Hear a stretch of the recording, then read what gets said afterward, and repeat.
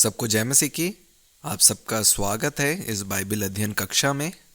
पिछली कक्षा में हमने यहोशू की पुस्तक का अध्ययन समाप्त किया था और जब यहोशू की पुस्तक समाप्त हो गई, अब हमारा जो इतिहास की पुस्तकें हैं उसका अध्ययन शुरू हो रहा है। इतिहास सीखेंगे हम चुने हुए लोगों का, और जैसे हमें मालूम है कुल मिलाकर 12 पुस्तकें हैं जो इतिहास के बारे में बताती हैं। और जब हम इस पुस्तक के बारे में हम देखते हैं, जो अभी हम सीखने वाले हैं वो न्यायों की पुस्तक है। और जो ये पुस्तक है ये दूसरी पुस्तक है इतिहास की। और इस पुस्तक में हम चुने हुए लोगों के इतिहास के बारे में सीखते हैं वादा की भूमि में, जिसमें हम देखते हैं कुल 350 साल जो समय पूरा होता है। और हमें ये बात अपने मन में रखना ज़रूरी है कि जब हम इतिहास की पुस्तकों को पढ़ रहे हैं चुने हुए लोगों के इतिहास के बारे में, तो वो इतिहास है उनका उस वादा की हुई भूमि से शुरू होता है। वादा की हुई भूमि में वो लोग रह रहे थे, अपने घर को बना रहे थे, वहाँ पे अधिकार रख रहे थे। तो लोगों की जो गतिविधियाँ हैं इस 350 साल में चुने हुए लोगों की, उसके बारे में हमें सीखने के लिए मिलता है। इन बातों को हम न्यायों की पुस्तक में पढ़ेंगे, जो शुरू होती है यहोशू की मृत्यु से, और वो पहला जो राजा का चुनाव तक होती है, जो शाऊल पहला राजा बना इसराइल के ऊपर। तो यहोशू की मृत्यु के बाद हम देखते हैं लोग का नेतृत्व करने के लिए, उनको चलाने के लिए न्यायु लोग ठहराए गए। और इसीलिए ये एक कारण है इस पुस्तक को जो है न्यायु नाम दिया गया। मैं याद दिलाना चाहता हूँ उन अंतिम बातों को जो हमने सीखा था यहोशू की पुस्तक से, और एक महान श्रद्धांजलि के रूप में एक वचन को हमने पढ़ा था। आप जो है उस वचन को, उन बातों को आप याद रखें। वो था यहोशू की पुस्तक उसका 24 अध्याय 31 वचन, कि इज़राइल ने यहोशू के पूरे जीवन भर परमेश्वर यहोवा की सेवा की। ये एक महान श्रद्धांजलि के रूप में थे यहोशू के जीवन के लिए, कि यहोशू के जीवन भर इज़राइली लोगों ने उस परमेश्वर की सेवा करी जिसने उन्हें छुड़ाया मिस्र देश से, उन्हें लेके आए वादा की हुई भूमि तक। और धीरे धीरे एक नई पीढ़ी की शुरुआत हुई उस वादा की भूमि में। और जो ये नई पीढ़ी का जन्म हुआ, उसके समस्या के बारे में हम न्यायों की पुस्तक में पढ़ते हैं। और इसको बहुत अच्छी रीति से न्यायों की पुस्तक 2 अध्याय उसके 10 वचन में लिखा है। न्यायों की पुस्तक 2 अध्याय उसका 10 वचन यहाँ पे इस प्रकार से लिखा है, और उस पीढ़ी के सब लोग भी अपने अपने पितरों में मिल गए। तब उसके बाद जो दूसरी पीढ़ी हुई, उसके लोग ना तो यहोवा को जानते थे और ना उस काम को जो उसने इज़राइल के लिए किया था। देखिए, एक नई पीढ़ी की शुरुआत हुई और वो परमेश्वर को नहीं जानते थे, और वो उन बातों को भी नहीं समझते थे जिन बातों को परमेश्वर ने उन लोगों के लिए किए थे, जो मिस्र देश में गुलामी में उनके बाप दादा थे, उनको छुड़ाकर वो उस वादा की भी भूमि में लेके आए थे, कैसे लाल समुद्र को पार किया था। इन सब बातों के बारे में नई पीढ़ी को नहीं मालूम था। और इसको एक और भाषा में हम कह सकते हैं कि लोग जो है भूल गए थे परमेश्वर को, जो उनके बाप दादाओं के साथ थे, उनके साथ साथ चले। जो परमेश्वर यहोवा उनको मिस्र देश से छुड़ाकर इस देश में लेके आए, उनकी आज्ञा पालन करने की जगह उन्होंने अन्य देवी देवताओं की पूजा करना शुरू किया, जो उनके आसपास के लोगों से उन्हें मिला। कुछ देवता जैसे बाल, एस्तरोत, ऐसे अन्य देवता। इसके बारे में भी 2 अध्याय 11 से 13 वचन में लिखा है। और जब हम उसी के नीचे 20 से 23 वचन को हम पढ़ेंगे तो देखेंगे इस क्रिया का जो प्रतिक्रिया हुई वो क्या थी। और जब इजरायली लोगों ने परमेश्वर को तुच्छ जाना, तब परमेश्वर ने भी उन लोगों को तुच्छ जाना, क्योंकि वो लोग अब परमेश्वर को नहीं जानते थे, ना ही वो परमेश्वर की उन आज्ञाओं का पालन कर रहे थे जो उन्होंने उन्हें दी थी। और आपको याद होगा जो हमने पिछली कक्षाओं में सीखा था, जब उन लोगों ने इस वादा की हुई भूमि में प्रवेश किया था, परमेश्वर की ओर से एक आज्ञा थी कि कनान के लोगों की तरह उन रीति रिवाज में मत ढल जाना। और जिन बातों के लिए मना किया था, उन्हीं बातों को हम करते हुए इजरायली लोगों को देखते हैं कि वो अन्य जातियों की देवी देवताओं की पूजा करना शुरू कर दी। तो जब लोगों ने परमेश्वर को तुच्छ जाना, परमेश्वर ने भी उन लोगों को तुच्छ जाना, और बहुत सी विपत्तियां उन पर आई। और ये जो है न्यायों की पुस्तक में हम पाते हैं। और हम जब न्यायों की पुस्तक के स्वभाव के बारे में देखते हैं तो इस पुस्तक में पाते हैं कि ऐतिहासिक घटनाओं को कालक्रमिक निरंतरता को महत्व नहीं दिया गया, क्योंकि बहुत से लोग जब ये सुनते हैं कि इतिहास की पुस्तक है तो इनको जो है वो ऐतिहासिक घटनाओं के क्रम में देखने वाली एक पुस्तक समझते हैं। लेकिन इस पुस्तक में ऐतिहासिक जो घटनाएं हैं उनका क्रम जो है सबसे महत्वपूर्ण नहीं है, लेकिन महत्वपूर्णता दी गई है आत्मिक चिन्हों के ऊपर, कि कैसे उनका जो आत्मिक जीवन प्रभाव में डाला गया उस वादा की हुई भूमि में, इसके बारे में हम न्यायों की पुस्तक में हम पाते हैं। और अगर हम न्यायों की पुस्तक के लेखक के बारे में सोचें तो इसके लेखक के बारे में हम इस पुस्तक में कोई भी वर्णन नहीं प्राप्त करते और कहीं पे भी हम नहीं पाते कि कौन इसका लेखक है। लेकिन यहूदी लोग जो हैं, इस पुस्तक का जो लेखक है वो शमूएल को इस पुस्तक का लेखक के रूप में वो देखते हैं। और ये अनुमान लगाया जाता है उन वचनों के द्वारा। कई वचन जो हैं इस पुस्तक में लिखे गए हैं। उदाहरण के रूप में जो है वो 17 अध्याय 6 वचन, 18 अध्याय उसका 1 वचन, 19 अध्याय उसका 1 वचन, 29 और उसका 25, ये कुछ वचन है। 17 अध्याय 6 वचन, 18 अध्याय 1 वचन, 19 अध्याय 1 वचन और 21 उसका 25 वचन। तो ये सारे जो वचन न्यायों की पुस्तक से अभी बताए, ये उन दिनों के बारे में लिखते हैं। इन सभी वचनों में ये लिखा गया है कि उन दिनों में, इसका अर्थ यही है कि जब वो घटनाएं हुई उस समय में जो है ये पुस्तक नहीं लिखी, लेकिन उन दिनों में, वो जो समय बीत गया है उन दिनों के बारे में ये वचन वर्णन करते हैं। और ये जो बातें हैं ये एक प्रकार के चिन्ह के समान है, जो बताती है कि इसका जो लेखन है वो पहला राजा चुनने के बाद हुआ। और ख़ास तौर पे जब पहले राजा की स्थापना हुई, जो शमूएल थे, जल्दी सेवानिवृत्ति ले ली, क्योंकि अब शाऊल जो हैं वो इज़राइल के राजा हैं। और इसीलिए शमूएल ने जो है वो जल्दी सेवानिवृत्ति ले ली और उस समय में इन पुस्तक को जो है, जो न्यायों पुस्तक है, इन पुस्तकों को लिखा। और ये एक सुराग की तरह है जो हमें इस वाक्य से मिलता है कि उन दिनों में, उन दिनों का अर्थ है कि ये पुस्तक जो है काफ़ी समय बाद लिखी गई थी, जब ये सारी घटनाएं जो है वो हो चुकी थी। और अगर हम न्यायों की पुस्तक के मुख्य संदेश के बारे में अगर हम बात करें तो वो मुख्य संदेश जो है वो लोगों की असफलता के बारे में है, जो समझौते के माध्यम से आई। और जो मुख्य वचन है जो हम इस पुस्तक से पाते हैं, आप इसे लिख सकते हैं, वो है न्यायों की पुस्तक, उसका 17 अध्याय उसका 6 वचन और 21 अध्याय 25 वचन। ये दोनों जो वचन है वो एक समान है। वहाँ पे इस प्रकार से लिखा है, उन दिनों में इजराइलियों का कोई राजा ना था, जिसको जो ठीक जान पड़ता था वही वह करता था। इसको हम दोबारा से पढ़ेंगे। यहाँ पे लिखा है, उन दिनों में इजराइलियों का कोई राजा ना था, जिसको जो ठीक जान पड़ता था, जो उनकी दृष्टि में अच्छा था, वह वही करता था। तो हर एक जन वही काम करता था जो उनकी दृष्टि में सही था।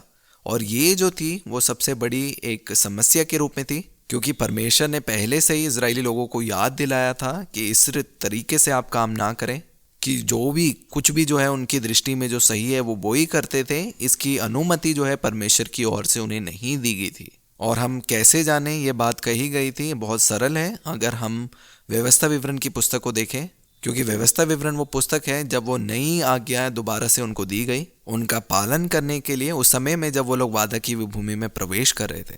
और अगर आपको व्यवस्था विवरण उसका 12 अध्याय 8 वचन याद है तो वहाँ पे आप देख सकते हैं। वहाँ पे इस प्रकार से लिखा है, जैसे हम आजकल यहाँ जो काम जिसको भाता है वही करते हैं, वैसे तुम ना करना। तो लोगों को इसके बारे में अनुमति नहीं थी उन कामों को करने के लिए जो उनकी दृष्टि में सही है। वो अपनी इच्छा से जो उनको सही लग रहा है उन कामों करने के लिए मना था। और इसीलिए उस जगह में प्रवेश करने से पहले परमेश्वर के द्वारा उनको वो आज्ञा और वो नियम दिए गए थे। क्योंकि हर एक जन अगर अपनी इच्छा के अनुसार वो चलेंगे तो हम लोगों में उस एकता में चलने की बात को नहीं देख सकते। इसलिए ज़रूरी था कि हर एक उन आज्ञाओं का पालन करें जो परमेश्वर की ओर से मूसा के द्वारा दी गई। और इसीलिए वो व्यवस्था दोबारा से उसका विवरण किया गया और वो दी गई उस समय में, इससे पहले कि वो उस वादा की हुई भूमि में प्रवेश करने जा रहे थे। और हमारे आत्मिक अर्थ इसमें से सीखने के लिए, हमारे जीवन के लिए हम पढ़ सकते हैं 2 कुरिन्थियों की पत्री उसका 6 अध्याय उसका 14 से 17 वचन। 6 अध्याय 14 से 17 वचन। वहाँ पे इस प्रकार से लिखा गया है उन आत्मिक समस्याओं के बारे में, और उनकी समस्याओं से हम लोग सीख सकते हैं जो वचन में लिखा गया है। इसको बहुत सुंदर तरीके से लिखा गया है यहाँ पे 2 कुरिन्थियों की पत्री 6 अध्याय 14 वचन में कि अविश्वासियों के साथ असमान जुए में ना जूतो। अविश्वासियों के साथ असमान जुए में ना जूतो। अगर हम नीति वचन उसका 14 अध्याय 34 वचन पढ़ते हैं, वहाँ पे इस प्रकार से लिखा है कि जाति की बढ़ती धर्म ही से होती है, परंतु पाप के देश के लोग का अपमान होता है। तो परमेश्वर पिता चाहते हैं कि हम उसकी धार्मिकता में या सहीपन में बढ़ते जाएं और हम लोग पाप में ना बढ़े, क्योंकि पाप से जो है अपमान होता है। खास तौर से वो चुने हुए लोगों के लिए परमेश्वर के सामने एक अपमान था। और अगर हम तुलना करें न्यायों की पुस्तक में, हम उन अनेक कारणों के बारे में सीख सकते हैं कि क्यों वहाँ पे जो लोग हैं वो असफल रहे। और जब हम इस पुस्तक का अध्ययन करते हैं, हम देख सकते हैं वो अनेक कारण, जिन कारणों की वजह से वो असफल हुए और कैसे वो अन्य जातियों के साथ असमान जुए में वो जूते। उसके विस्तार में जो है हम अब अगली कक्षा में हम चलेंगे। अभी जो है हम इस पुस्तक का विभाजन करेंगे हमारे अध्ययन को सरल करने के लिए, जैसे हमने इससे पहले अन्य पुस्तकों को भी किया था। कुल मिलाकर हम न्यायों की पुस्तक में हम लोग 21 अध्याय को हम पाते हैं, जिनको हम 3 भाग में हम विभाजन कर सकते हैं। जो अध्याय 1 और 2 हैं वो पहले भाग को बनाती है और वो केवल इस पुस्तक के परिचय को बताती है। और उसका जो दूसरा भाग है वो उसका मुख्य भाग है, जो 3 अध्याय से 16 अध्याय से है, जो उनकी असफलताओं के बारे में बताता है कि कैसे उन्होंने एक समझौते का जीवन जिया अन्य जातियों के साथ और कैसे वो असफल हुए। इसे अविश्वास के पाप और दास्तव के 6 घटनाओं के रूप में समझाया जा सकता है।